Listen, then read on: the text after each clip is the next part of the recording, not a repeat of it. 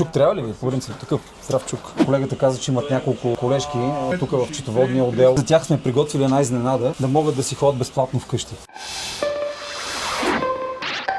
Здравей, Светлин, приятно ми е. Денислав, приятно ви е. Денислава, виждаш нашия реализиран проект магазин на обект. Искам да те питам, какви реално проблеми би решил този магазин, поставен тук на самата строителна площадка? За мен и моите колеги би било изключително удобство да има това на обекта, понеже лично нашата компания работи с много чужденци и много от нещата се налага да ги правят те, съответно ние да им подсигуряваме дадени материали, което не винаги е планирано с вашия подвижен магазин на обекта. Това нещо ще спести изключително много ценното време на мен и на моите колеги, което ще изгубим и трябва да отидем до най-близката железария. Първо ще ни отнеме време да я намерим, след това да стигнем до нея да се върнем. Какви материали най-често Дениславе се забравят? Свършва много бързо количество на пяна, макетни нощчета с нещо, което се губи, даваме го днес, утре вече са го изгубили, резци за тях и подобни дребни неща, които на пръв поглед без тях, дребни, но не мога да свършиш нищо от работа. Голяма серия ръкавици сме приготвени, бутуши, чукове. Единия го отказва на другия, но никой не си признава кой точно и къде, никой не знае. Страхотно.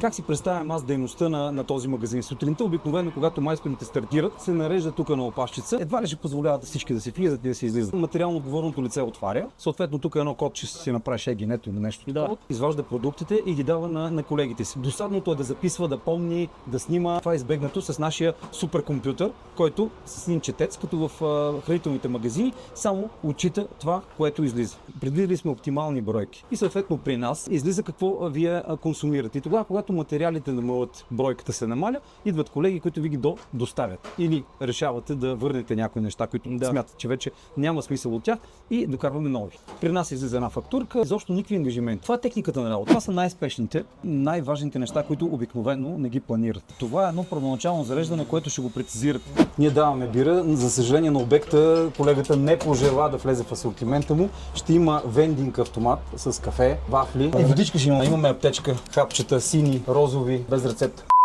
Така на пръв поглед виждам мистри, маламашки, клещи, чукове, пясъци, също и нивелири. Мъка, тук виждам доста полезна и те изчезват така на обекта доста често. Просто грабете колкото може да повече. Ако ваши колеги, да кажем други строителни фирми, с които партнирате, ви зададат въпроса защо, какво бихме спечели ние. Вие две-три думи, какво ще кажете на свои колеги? Най-малкото печелянето на времето, което е за всеки един от тях е със сигурност изключително ценно. Колеги, които са в района, със сигурност биха останали изключително очаровани. О, да.